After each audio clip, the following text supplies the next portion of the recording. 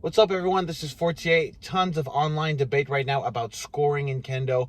I won't get into any of those points in this video, but if you want to see what we've been talking about, go check out Alex Bennett's Facebook page. It's the first comment on the top. You should see what we've been talking about right there. The other intense debate we see unraveling online right now is the debate about transgender athletes in Kendo, and almost everyone in this debate seems to be arguing on the wrong level. Most people in this debate are only looking at it at the athleticism level, when the real debate is actually on the other two levels which Kendo operates on, in terms of a social institution based off hierarchy and identity, and a symbolic ritual system based off Japanese mythology. Tournaments in Kendo are already strange to begin with because victory is not completely decided purely based off athletic output. Scoring in Kendo recognizes non-physical dimensions such as presentation, spirit, and ritual competence. So the physical advantage question is a lot harder to quantify.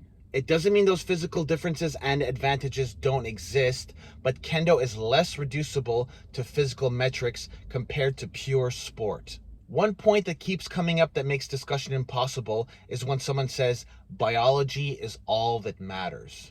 This misses the point because human beings aren't just biological machines. Things like identity, community, dignity, and recognition all matter. So you're not taking into account the psychological aspects when you're taking this position.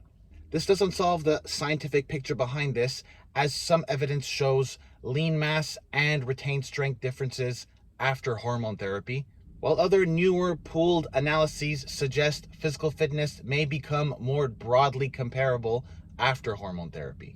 The IOC's 2021 framework emphasized inclusion and sport-specific evidence. But that approach has also been criticized by sports scientists who argue it underestimates retained male puberty advantages. At the same time, on the other side, if every disagreement is automatically moralized, no real discussion can occur.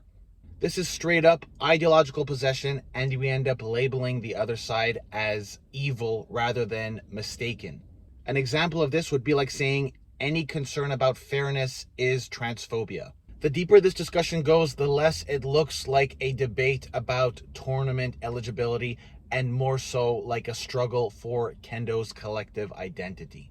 The health and future of Kendo depends less on which side can ultimately win the vote, and more on whether the community can continue to have these discussions without projecting onto the other side. The biggest irony about all this is that Kendo constantly teaches us that ego mustn't be attached to victory, rank, status, or external recognition, yet this debate has become almost entirely about recognition. This is fundamentally a persona question. I've probably made about 5 or 6 different videos about how, if as a Westerner, your ego becomes fused with this Japanese samurai identity, that you can develop a spiritual addiction and an addiction to the recognition associated with that persona. The ultimate challenge I would give everyone in this debate is, can you treat people on the other side of the argument as human beings rather than just the embodiment of the ideology?